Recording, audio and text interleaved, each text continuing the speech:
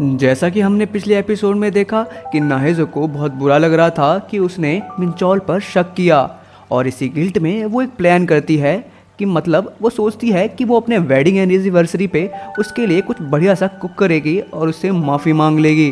तभी अचानक उसके पास एक आदमी आता है और उसके गाल पर कॉफ़ी का कप टच करते हुए कहता है, तुम्हें अपने काम पर ज़्यादा ध्यान देना चाहिए। और वो आदमी और कोई नहीं, हमारा ब्योम होता है। और इसी बात पे नाहेजो उसे कहती है कि अभी शॉप खुली नहीं है। तो ब्योम उसे कॉफ़ी का कप देते हुए कहता है, अभी गर्म है, पी लो। तो जो नाहेजो होती है उसे थैंक यू कहती है और वो कप ले लेती है।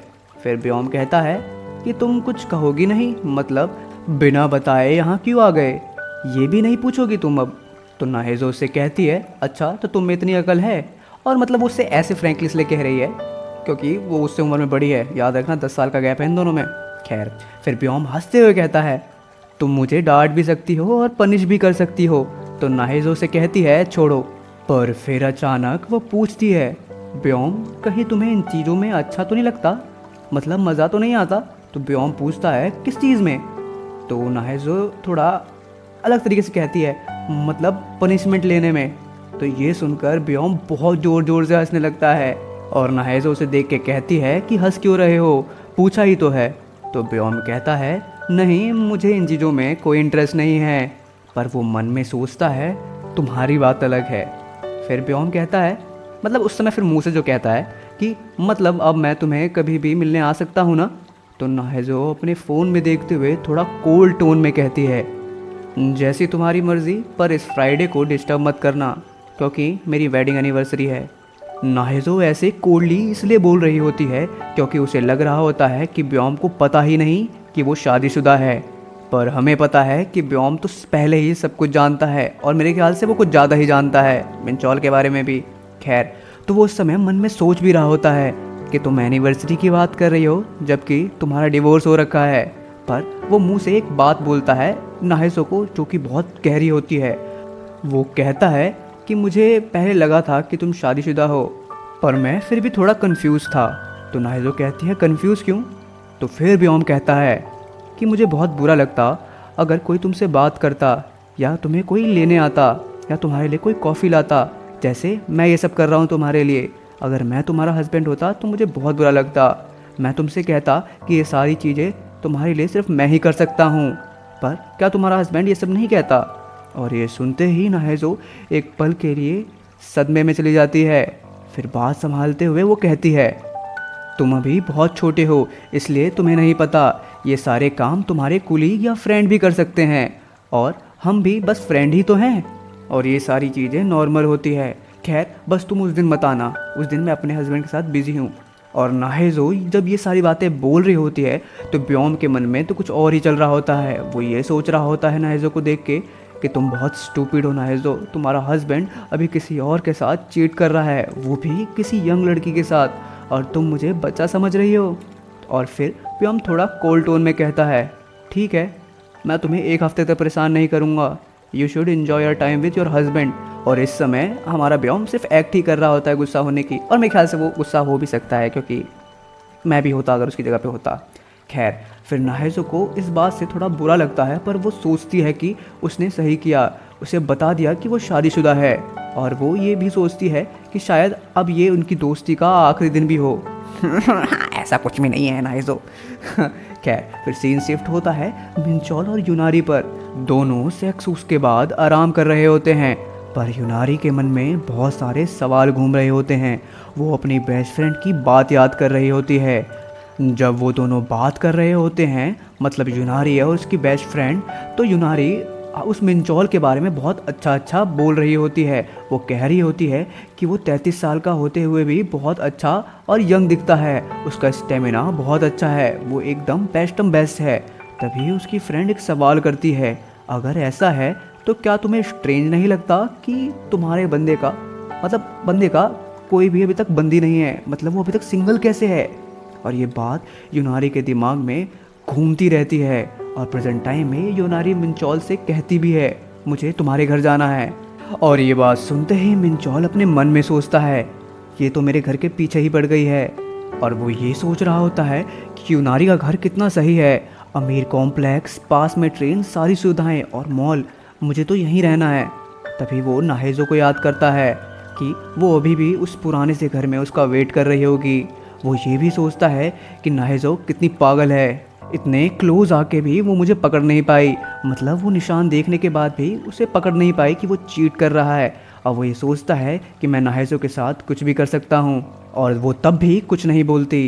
ये सब सोचकर मिंचौल बहुत खुश हो रहा होता है और बहुत तेज हंसने लगता है, क्योंकि ये पहली बार था कि नाहेजो ऐसे उसे कन्फ्रंट करने आई थी।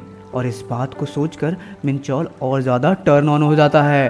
वो यूनारी को खींचकर उसके साथ इंटीमेट होने की कोशिश करने लगता है, और साथ में ये सोच रहा होता है कि मुझे अफेयर करने में मज़ा आ रहा है, ये फीलिंग बहुत अलग है, बहुत बेस्ट है।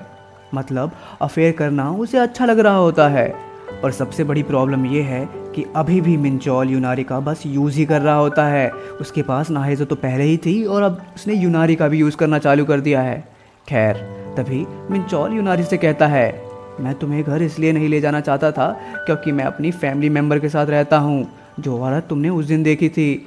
और मेरा घर बहुत बुरा है क्योंकि मैं बहुत पुअर घर से आया हूँ, तुम देखोगी तो तुम भाग जाओगी। तो यूनारी तुरंत ही कहती है, मुझे जाना है तो जाना है। तब मिंचौल यूनारी की आंखों में देखकर कहता है कि मैं अनाथ हूँ, मैं बहुत गरीब हूँ, मैं कभी कॉलेज नहीं गया, मैं अनएजुकेटेड भी हूँ, मेरे पास कुछ भी नहीं है। और फिर वो अपना मुंह मोड़ लेता है, पर उसके मुंह पे एक हंसी होती है। वो सोचता है कि शायद अब यूनारी उसको छोड़ देगी, पर यूनारी तुरंत ही उसे हक करते हुए कहती है, मैं तब भी तुमसे प्यार करती हूँ, और रोने लगती है। और यूनारी का ये रिएक्शन देखकर मिंचौल हाँ कह देता है उसे अपने घर ले जाने के लिए। फिर सीन शिफ्ट होता है नाहेजो पर, जो कि किचन में खाना बना रही होती है। मिंचौल सोकर उठता ही है उस समय। और गाइस, आज इन दोनों का वेडिंग एनिवर्सरी है, आज ही फ्राइडे है। तो नाहेजो बहुत खुश होते हुए कहती है, आज तुम जल्दी उठ गए? तो मिंचौल कहता है, हाँ मुझे ऑफिस जाना है। तो नाहेजो कहती है, अच्छा ठीक है, पर तुम आज शाम को फ्री हो ना? तो मिंचौल बहुत कूलली कहता है, मुझे नहीं पता। तो नाहेजो मन ही मन सोचती है, मैंने तो आज छुट्टी ले ली है, मतलब शाम की छुट्टी ले ली है, जो वो अपने सेकंड जॉब पे जाती है। पर कोई बात नहीं, बाद में वो मिंचौल को बता देगी कि आज एनिवर्सरी है। फिर वो अपनी जॉब पर चली जाती है और वहाँ दिल लगाकर काम करती है। और शाम को जब काम ख़त्म हो जाता है तो वो मिंचौल को मैसेज करती है कि मुझे कॉल करो। पर मिंचौल रिप्लाई करता है कि मैं बहुत बिजी हूँ, तुम भी तो काम कर रही हो, तो मिलना क्यों है तुम्हें? तो ये मैसेज पढ़कर नाहेजो बहुत उदास नज़रों से सोचती है, आज हमारी वेडिंग एनिवर्सरी है, क्या ये दिन सिर्फ मेरे लिए ही स्पेशल है? फिर वो डिसाइड करती है रोते हुए कि वो वापस से अपने काम पे चली जाएगी। तब हम देखते हैं कि उसे कोई दूर से देख रहा है, और वो और कोई नहीं, हमारा ब्योम का बॉडीगार्ड होता है। तुम्हें क्या लगा हर समय ब्योम ही रहेगा? और फिर सीन शिफ्ट होता है मिंचौल और यूनारी पर। यूनारी बहुत खुश होते हुए जा रही होती है क्योंकि वो मिंचौल के घर जा रहे होते हैं। और मिंचौल उस समय कहता है कि मेरा घर बेकार है, हीटर भी काम नहीं करता। तो यूनारी इसी बात पे कहती है, कोई बात नहीं, हम दोनों कर्ल कर लेंगे, तुम्हारे हाथ भी तो इतने गर्म हैं। तो मिंचौल कहता है, ठीक है, जैसा तुम कहो। और वो खुश हो रहा होता है। और ये सब ब्योम एक अंधेरी गली से चुपचाप देख रहा होता है। और वो तुरंत अपना फ़ोन निकालता है और कहता है, जी प्लान स्टार्ट करने का टाइम आ गया है। ओ माय गॉड, कुछ होने वाला है, कुछ होने वाला है गाइस। और कैसे ही ये चैप्टर ख़त्म हो जाता है। जैसा कि हमने पिछले एपिसोड में देखा था कि यूनारी मिंचौल के घर आती है, और जैसे ही दोनों घर के अंदर आते हैं तो यूनारी मिंचौल की तारीफ़ करने लगती है कि तुमने अपना घर कितना साफ रखा है, जबकि ये घर कितना पुराना है फिर भी। तो मिंचौल बस एक ऑकवर्ड स्माइल के साथ नाहेजो के बारे में सोचने लगता है, क्योंकि असल में साफ सफाई तो वही करती है, मतलब हमारी नाहेजो। डैम भाई, वो वर्क भी करती है, फिर वो खाना भी बनाती है, और साफ सफाई भी वही कर रही है। तो ये गांडू क्या कर रहा है भाई, बस पड़ा रहता है भाई ये।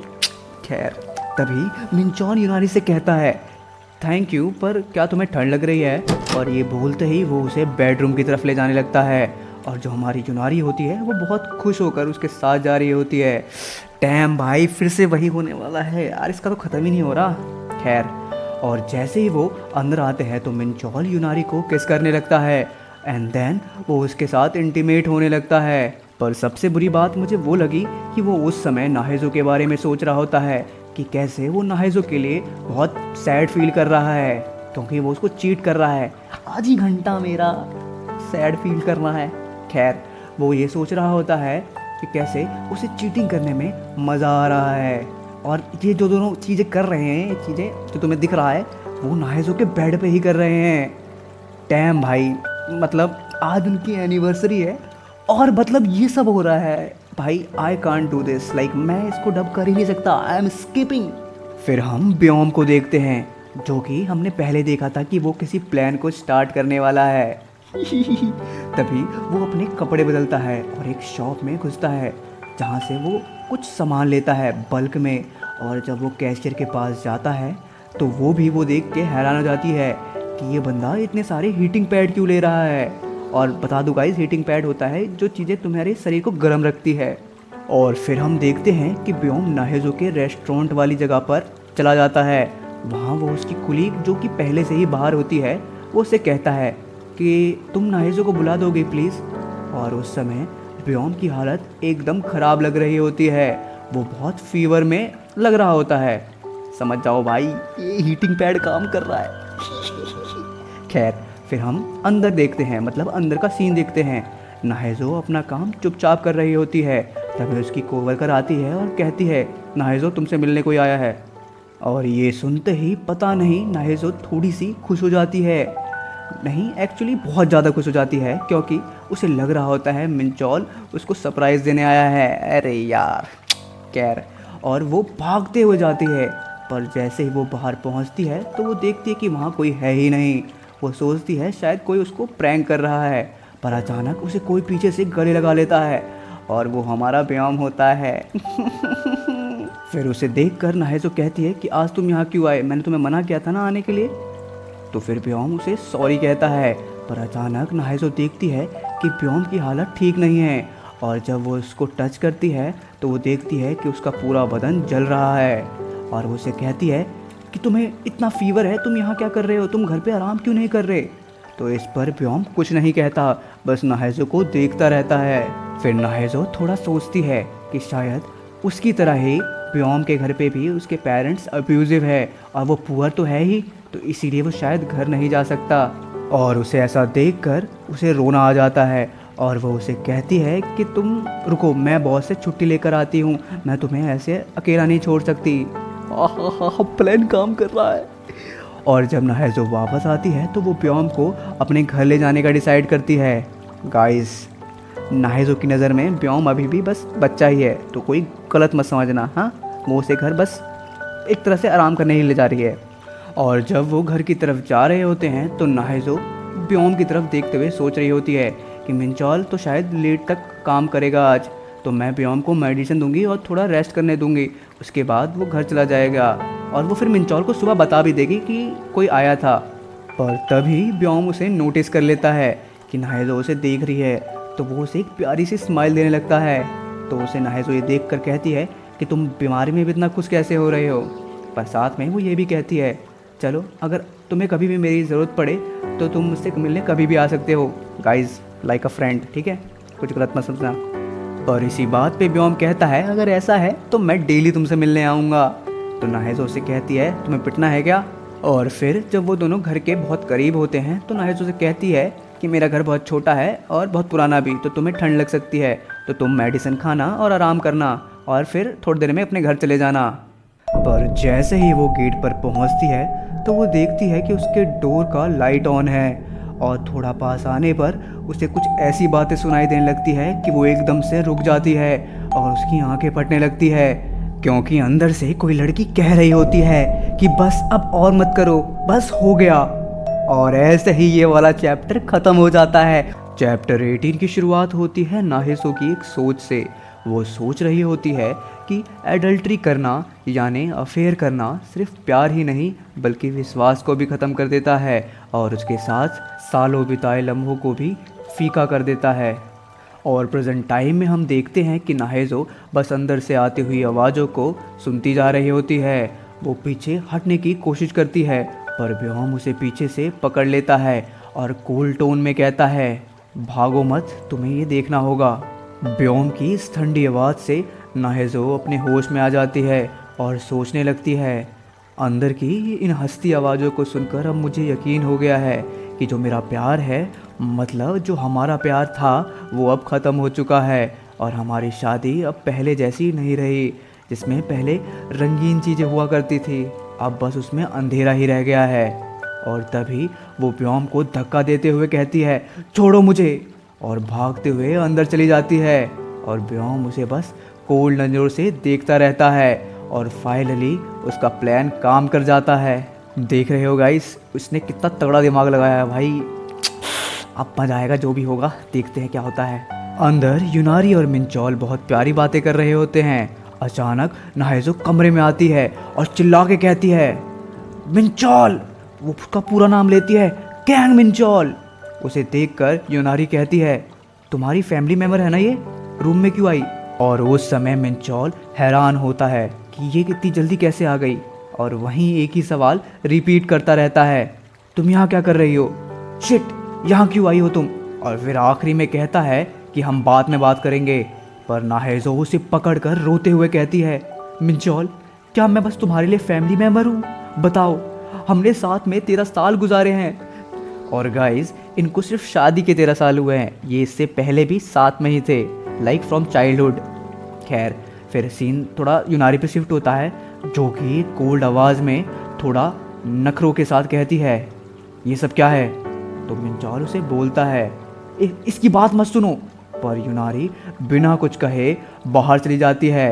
भाई, गो girl go, leave this trust. खैर, जो मिंचोल होता है वो उसके पीछे जाने की कोशिश करता है और बोल रहा होता है, ये लड़की इंपॉर्टेंट नहीं है, हम पहले शादीशुदा थे पर हमने बहुत पहले ही डिवोर्स ले लिया है।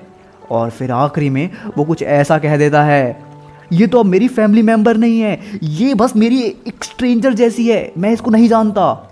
और ये बात नाहेजो को एकदम शॉक कर देती है। वो तुरंत मिंचोल के बाल पकड़ लेती है। मिंचोल चिल्लाता भी है, छोड़ मुझे बिच। पर नाहेजो नहीं छोड़ती और कहती है, तुमने मुझे स्ट्रेंजर कैसे कहा? तभी मिंचोल उसे बहुत ज़ोर से धक्का देता है और उसे ज़मीन पर पटक देता है और कोल्ड टोन के साथ कहता है, लाइक मेरा तो भाई बहुत बुरा लगा जिसने इसने पटका ना। खैर, वो कहता है, हाँ मैंने तुम पर चीट किया, मैं तंग आ चुका हूँ तुम्हारे साथ रहकर, और हाँ मैंने उसके साथ वो सब किया है जो तुम सोच रही हो, और वो तुमसे बहुत ज़्यादा अच्छी है। अब क्या करोगी? ब्रेकअप करोगी? करके दिखाओ अगर तुम्हारे बस में है। और ये कहकर वो यूनारी के पीछे चला जाता है और नाहेजो की आंखें बिल्कुल बेजान हो जाती है ये सब सुनकर। वो बस उस फूल को देखती रहती है जो उसने ज़िंदगी में पहली बार अपने लिए ख़रीदा था। और उस समय जो रूम होता है वो पूरा खामोश होता है और अचानक से उस रूम में नाहेजो की रोने की आवाज़ गूंजने लगती है। और गाइस, तुम्हें बता दूं कि जो हमारी नाहेजो है वो मिंचोल से बहुत ज़्यादा प्यार करती है। लाइक मैं तुम्हें दिखाता हूँ, देखो उसकी बचपन की फ़ोटो मिंचोल के साथ। 1 2 3 देखा? और तुम्हें यार ऐसे रिलेट कैसे करवाऊँ? अगर तुम्हारा सही में ब्रेकअप हुआ है और जो तुम उस बंदे से प्यार करते होगे ना, तब तुम समझ पाओगे इस बात को, क्योंकि मैं समझ चुका हूँ, तुम भी समझ जाओ। खैर, फिर बाद में हम देखते हैं जो मिंचोल है वो यूनारी को मनाने की पूरी कोशिश कर रहा होता है और वो कह रहा होता है, ये सब बस एक मिसअंडरस्टैंडिंग है, मैं उस लड़की को बहुत पहले ही डिवोर्स दे दिया था, मैं तुमसे सच्चा प्यार करता हूँ। और यूनारी अचानक से कहती है, अच्छा तो तुम उसके साथ क्यों रहते हो? तो मिंचोल बोलता है, वो मेरे साथ रहती है, वो मुझसे बहुत ज़्यादा ऑब्सेस्ड है और वो पागल भी है। और हम देखते हैं कि एक कोने में ब्योम खड़ा होता है। ये सब सुनकर वो सोचता है, जिस आदमी ने नाहेजो को इतना कंट्रोल किया उसकी ज़िंदगी पूरी तरह ख़राब कर दी, शायद मुझे उसे मार देना चाहिए। पर वो ऐसा नहीं करता क्योंकि ब्योम मिंचोल को आसानी से जाने देने वाला नहीं है। वो उसे कभी माफ़ नहीं करेगा, उसे एक एक चीज़ का हिसाब देना पड़ेगा जो उसने नाहेजो के साथ किया। और जब ब्योम नाहेजो को रोता हुआ देखता है तो उसके दिल में भी बहुत पेन होता है। पर जो आज हुआ वो होना नाहेजो के लिए बहुत ज़रूरी था। और फिर जब वो उसके पास जाता है तो उसके मन में एक सोच चल रही होती है कि नाहेजो, अगर तुम्हें कुछ कहना है तो तुम कह सकती हो, अगर तुम्हें कुछ चाहिए तो मैं दूंगा, अगर तुम्हें कुछ करना हो तो मैं तुम्हारे साथ करूंगा, तुम्हें कहीं जाना हो तो मैं तुम्हारे साथ जाऊंगा। और अगर तुम्हें किसी को मारना है तो मैं तुम्हारे लिए उसे मार दूंगा, पर मुझे पता है तुम अभी भी उसके लिए बुरा नहीं सोचोगी। मैं बस तुम्हें देख सकता हूँ पर तुम्हारे लिए कुछ कर नहीं सकता। और फिर वो एक ऐसी बात कह जाता है जो मुझे बहुत पसंद आई। वो ये कहता है कि नाहेजो, मतलब मन में सोचता है कि नाहेजो तुम मेरा पहला प्यार हो। भाई साहब, मतलब अभी तक मतलब इसको कभी तो प्यार ही नहीं हुआ। बहुत बड़ी बात है ये। खैर फिर ब्योम बात को संभालते हुए थोड़ा इनोसेंट बनकर कहता है, मत रो, ऐसे रोगी तो तबीयत ख़राब हो जाएगी और कल काम पे भी तो जाना है। पर नाहेजो कुछ नहीं कहती और रोते रोते उसके साइड में झुक जाती है और ब्योम अचानक चुप हो जाता है, क्योंकि असल में नाहेजो शौक की वजह से बेहोश हो चुकी है। और इसी तरह चैप्टर 18 ख़त्म हो जाता है। चैप्टर 19 की शुरुआत होती है हॉस्पिटल से, जहां नाहेजो एडमिट थी, क्योंकि वो मिंचौल के बिट्रियल के बाद उसकी हालत बहुत ज़्यादा ख़राब हो गई थी। और जो हमारा ब्योम था वहाँ उसे बस हेल्पलेसली देख रहा होता है और वो मन में एक बात सोच रहा होता है जो कि मुझे बहुत अच्छी लगी, कि वो एक एक करके नाहेजो के सारे दर्द मिटा देगा, चाहे उसे जितना भी टाइम लग जाए। और जब मिंचौल रूम के बाहर जाता है तो वहाँ उसका बॉडीगार्ड उससे कहता है कि ये रिलीफ की बात है कि उसे बस फीवर है। तो ब्योम उसे गुस्से में कहता है, मतलब क्वेश्चन करता है कि फीवर छोटी बात है। तो उसका बॉडीगार्ड उसे समझाता है कि उसकी हालत बहुत ज़्यादा ख़राब हो सकती थी, क्योंकि वो 3 शिफ्ट करती है और वो आराम भी तो नहीं करती। मेरे ख्याल से वो बहुत स्टबर्न है, मतलब बहुत ज़िद्दी है, इसीलिए वो इतना काम करती है। तो ब्योम इस बात पे बहुत तेज़ हंसने लगता है और कहता है, जे मेरे साथ फ्लावर शॉप चलो, मुझे काम है। तो जे उसे देखकर बहुत ज़्यादा कंफ्यूज हो जाता है, क्योंकि वो सोच रहा होता है कि नाहेजो यहाँ है तो वहाँ क्या काम। फिर शीन शिफ्ट होता है फ्लावर शॉप पर, जहाँ पर ब्योम और उसका बॉडीगार्ड शॉप के बाहर ही खड़े रहते हैं और ब्योम कहता है कि तुम घर जा सकते हो।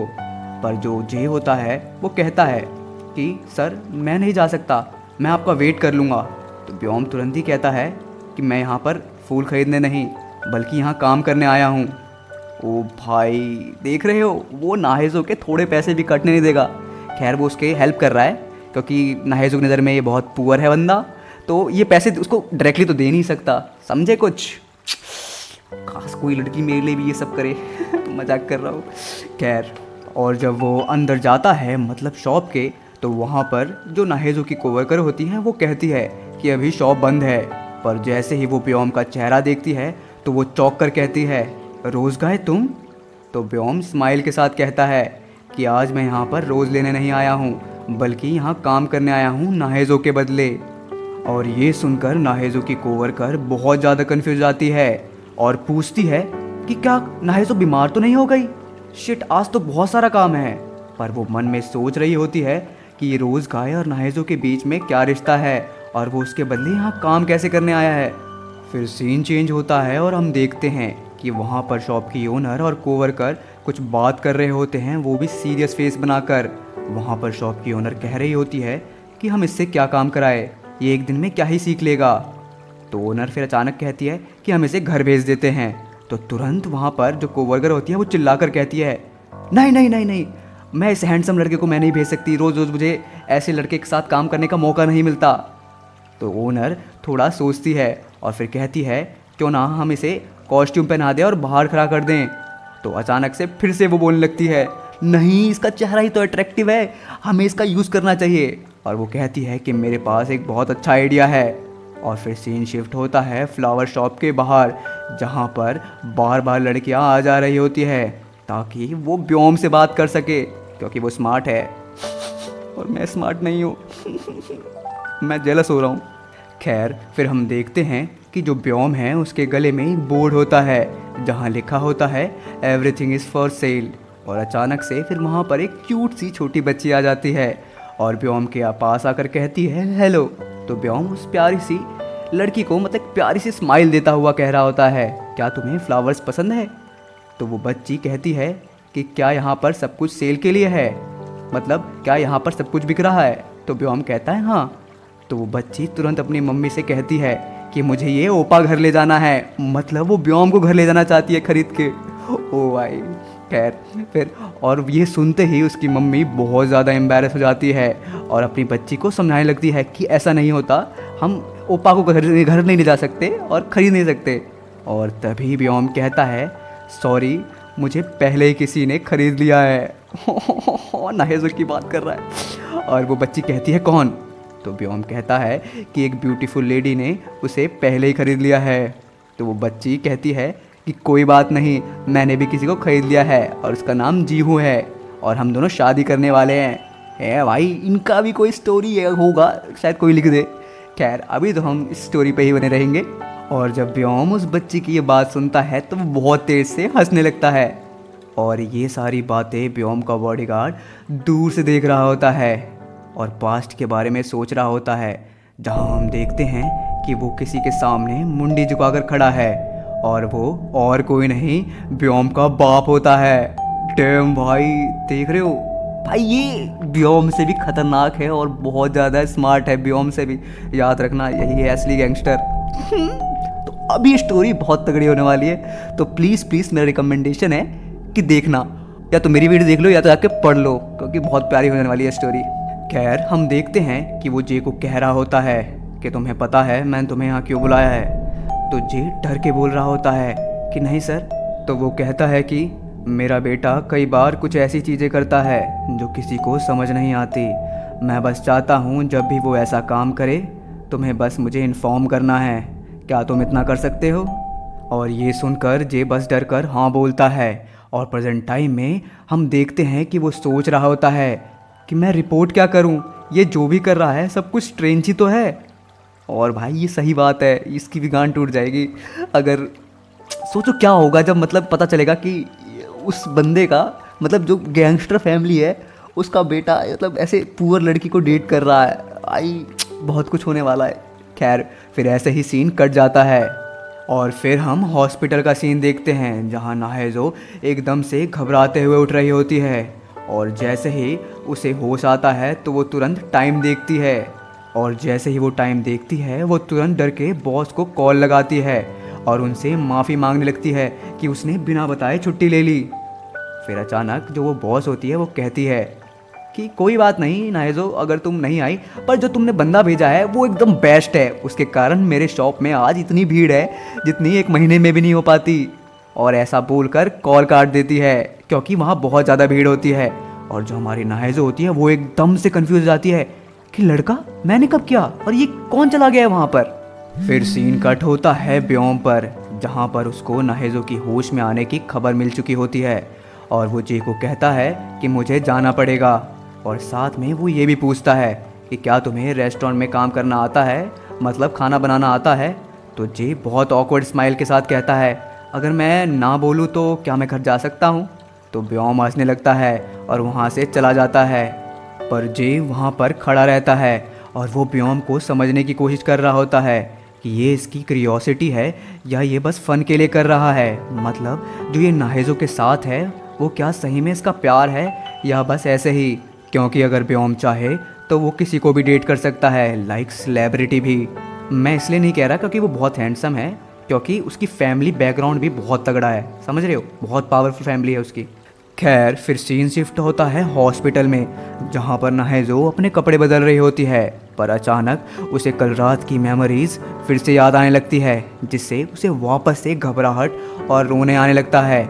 और जब वो रोने ही वाली होती है तभी अचानक पीछे से कोई आता है और उसके सर को टच करता हुआ कहता है, डियर आंटी, क्या आपका बुखार उतर गया? और ये व्योम होता है और वो ये बात फ़नी वे में कर रहा होता है ताकि उसका दिल बहला सके। और ऐसे ही ये चैप्टर ख़त्म हो जाता है। पिछले एपिसोड में हमने देखा था कि कैसे नाहेजो कल की बातों को याद करके रोने वाली होती है, मतलब कैसे मिंचोल ने उसे चीट किया और उसे एकदम स्ट्रेंजर की तरह ट्रीट किया। और तभी वहाँ पर कोई नाहेजो के सर को टच करते हुए कहता है, माय डियर आंटी, क्या आपका बुखार उतर गया? और वो और कोई नहीं, हमारा प्यारा व्योम होता है, जो ये बात थोड़े फ़नी वे में कह रहा होता है ताकि वो नाहेजो का दिल हल्का कर सके। खैर फिर वो कहता है कि थोड़ा और आराम कर लो ना, अभी मुझे लगता है कि फ़ीवर है। लेकिन नाहेजो मना कर देती है और कहती है कि यहाँ रेस्ट करने से वो जल्दी ठीक नहीं होगी। तब व्योम पूछता है, क्या आप घर जा रही हो? तो हमारी नाहेजो कहती है हाँ। तो ब्योम बोलता है फिर उस आदमी का क्या। और ये सुनते ही नाहेजो एकदम रुक जाती है। ब्योम फिर पूछता है क्या तुम अभी भी उसे अपना हस्बैंड मानती हो। और नाहेजो के मुंह से सिर्फ एक ही चीज़ निकल पाती है, मुझे नहीं पता। फिर वो सोचने लगती है, मतलब नाहेजो सोचने लगती है कि मैं अब मिंचौल के बिना क्या कर पाऊंगी। तभी ब्योम उससे ऐसा सवाल बोल देता है जिससे नाहेजो और सोच में पड़ जाती है। वो कहता है मुझे अभी भी लगता है कि तुम दोनों के बीच में सब खत्म नहीं हुआ। और नाहेजो फिर मिंचौल के बारे में सोचने लगती है। मुझे लगता था हमारा प्यार कभी ख़त्म नहीं होगा, चाहे कितनी भी मुश्किल आ जाए। मुझे लगता था मुझे एक ऐसा इंसान मिल गया है जो मुझे कभी नहीं छोड़ेगा। लेकिन अब मैं समझ गई हूँ कि हमारा प्यार बहुत पहले ही टूट चुका था और कुछ चीज़ें चाहकर भी वापस नहीं जुड़ सकती। फिर भी मुझे लगता है तुम वापस आओगे, और जब आओगे तो मुझे कैसे रिएक्ट करना चाहिए। क्या मुझे गुस्सा करना चाहिए या फिर मुझे तुम्हें माफ़ कर देना चाहिए। भाई नहीं, माफ़ नहीं करना चाहिए। नहीं तो बिल्कुल नहीं भाई, हद से ज़्यादा हो गया है ये वाला। भाई उसे चीट कर दिया, उसने देख भी लिया कैसे ट्रीट किया। खैर, जब सब वो सोच रही होती है तब उसकी नज़रें ब्योम पर होती है, क्योंकि अब उसे सही में समझ नहीं आ रहा होता कि उसे अब क्या करना चाहिए। फिर नाहेजो ब्योम से कहती है मैं पागल हूँ ना। और ब्योम एक ऐसी बात बोल जाता है जो ऑनेस्टली मुझे बहुत अच्छी लगी। वो कहता है नहीं, तुम पागल नहीं हो। अगर कोई अपने प्यार को इतनी आसानी से भुला सके तो मान लो उसे कभी प्यार था ही नहीं। गाइस, कौन कहता है कि वेबटून या मांगा से तुम्हें सीख नहीं मिलती। खैर, जब नाहेजो ब्योम की ये बात सुनती है तो वो सोचने लगती है जब मुझे जवाब नहीं मिल रहे थे कि मुझे अब क्या करना चाहिए, तब मुझे मेरा जवाब सामने ही मिल गया, वो भी एक बच्चे से। और वो ब्योम को कहती है तुम बहुत स्ट्रेंज बच्चे हो। ब्योम उसे देखता रहता है इस बात पर। तभी ब्योम का फ़ोन बजने लगता है। कॉल हिंजी का होता है, वही लड़की जो ब्योम को लाइक करती है। तो नाहेजो से कहती है कॉल नहीं उठाओगे। तो ब्योम तुरंत बोलता है ये इम्पोर्टेंट नहीं है। लेकिन नाहेजो कहती है कि तुम्हें फ़ोन उठाना चाहिए। तो ब्योम फिर कहता है देखो, मैंने गलती से फ़ोन काट दिया, पर एक्चुअली में उसने जानबूझकर फ़ोन काटा होता है। फिर वो कहता है क्यों ना हम कुछ और टॉपिक पे बात करें। पर नाहेजो तुरंत बोलती है शायद वो तुम्हें लाइक करती है। तो ब्योम कोल्ड टोन के साथ कहता है तुम्हें क्यों लगता है कि वो मुझे लाइक करती है। तो नाहेजो बोलती है लड़का और लड़की कभी दोस्त नहीं हो सकते। और उसके माइंड में वही पल आ जाता है जब मिंचौल ने यूनारी को बस अपना कुलीग बताया था। फिर आगे क्या होता है वो सब तो तुम्हें पता ही है। तभी ब्योम कहता है अच्छा तो हम दोनों क्या है, हम भी तो लड़का लड़की हैं, हम डेली बात करते हैं, मैं तुम्हें लेने भी आता हूँ। तो नाहेजो तुरंत कहती है स्टूपिड, तुम बच्चे हो। तो ब्योम तुरंत जवाब देता है अच्छा वो भी तो बच्ची थी, वो उस समय यूनारी की बात कर रहा होता है। तो नाहेजो कहती है स्टूपिड, मुझ जैसे को कौन ही प्यार करेगा। और मन में सोच रही होती है जो करता था वो भी अब मुझसे परेशान होकर चला गया। लाइक मिंचौल की बात कर रही होती है मतलब वो। पर तभी ब्योम कहता है आई लाइक यू। ओ भाई, उसने बोल दिया। खैर, फिर नाहेजो कहती है मजाक मत करो वरना मारूंगी। तो ब्योम धीरे धीरे पास आते हुए उसे कह रहा होता है कि मैं मजाक नहीं करता, ओ कुछ होने वाला है। खैर, तभी नाहेजो तुरंत खड़ी हो जाती है और उसे कहती है मेरे कान में मत बोलो। ओह यार, इग्नोर कर दिया, कोई बात नहीं। खैर, हम देखते हैं कि वो बहुत ज़्यादा रेड हो जाती है, मतलब एम्बैरस हो जाती है। और ब्योम बस उसे मुस्कुरा कर देख रहा होता है और सोच रहा होता है तुम कब तक मेरी फीलिंग को इग्नोर करोगी। फिर सीन कट होता है हॉस्पिटल के बाहर, जहाँ नाहेजो ब्योम से कह रही होती है तुमने हॉस्पिटल बिल के पैसे कैसे भरे।